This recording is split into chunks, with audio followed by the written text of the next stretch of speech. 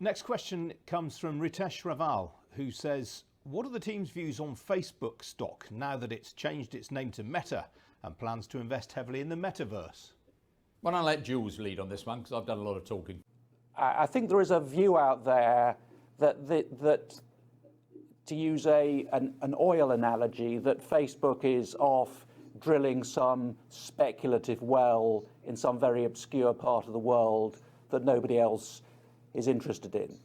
And that is just not the case. I have a quote here from Tim Cook, the chief executive of Apple. This area is very interesting to us. A quote from Mark Zuckerberg, this is not something we're going to create on our own.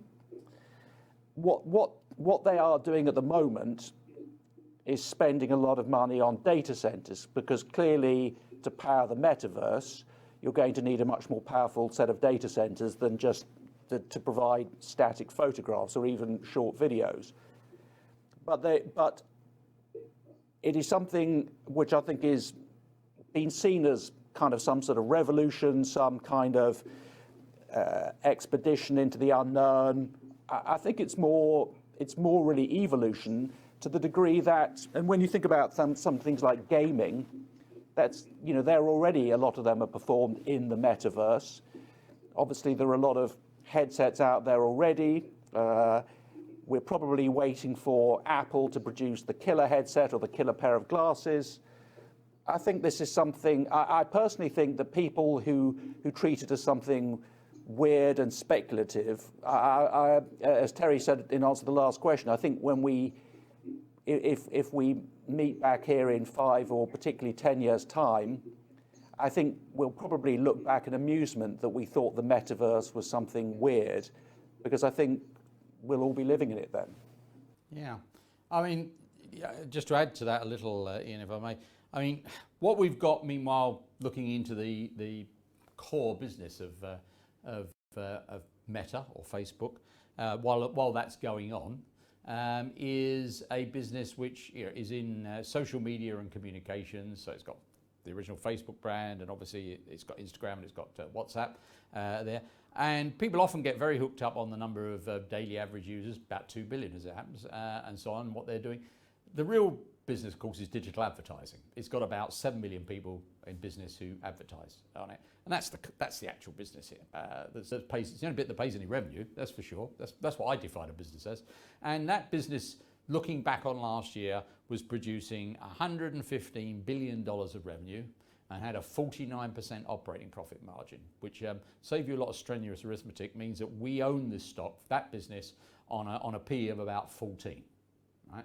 Now, you know, obviously, you know, the share price performance has been poor recently, very poor, but it certainly says that we're owning that digital advertising business pretty cheaply, I would suggest, at the moment. I mean, if it weren't doing any of this metaverse stuff, and we've got a slide there which you can see for the investment, which Julian's been referring to, we would have that digital advertising business exposed without any of this spend. But there's a chap called Nick Sleep, who was a fund manager, who did a famous sort of not analysis, but he talked to his analysis of Costco, the US club retailer, and he pointed out that Costco operated on lower margins than most retailers, about half. So, you know, if Walmart's on 25, they're on 12 or 13 or something like that, and that their operating margins, if Walmart's on 3.5, they're on 2 or something, 1.7 or something like that. And he said that's deliberate, and furthermore, they could at any moment just go and increase the prices, probably double the margins up to Walmart's level. Would it be a better business? So we currently own the digital advertising business on a P of about 14, and they're spending all this other money out there. The question to ask ourselves is not whether or not, sometimes, not always whether or not that's kind of, because it's overlaying the financial outcome of our digital advertising business adversely, because it's a spend after all. It's whether, if they stop, whether their future will be better or worse. Right? And I mean, the metaverse is one that people are light upon because of the change of name and because it is a new thing and so on. So, but there's a lot of other things they're spending money on, which yeah, they might work or they might not work, but they're certainly very interesting. I mean, the next great market for a number of things, possibly not just social media and communications, but also maybe cosmetics, is the thing that, as I'm looking at you, Ian, is above the left-hand side of your head, called Africa. and I mean, you know, Meta is laying a fibre optic cable around Africa, around the coast of Africa, which I believe is about as long as the circumference of the world, basically, because all those people in Africa, which might be a potential market for its services, certainly aren't going to be an actual market for its services. They can't access it. Okay, well, we're going to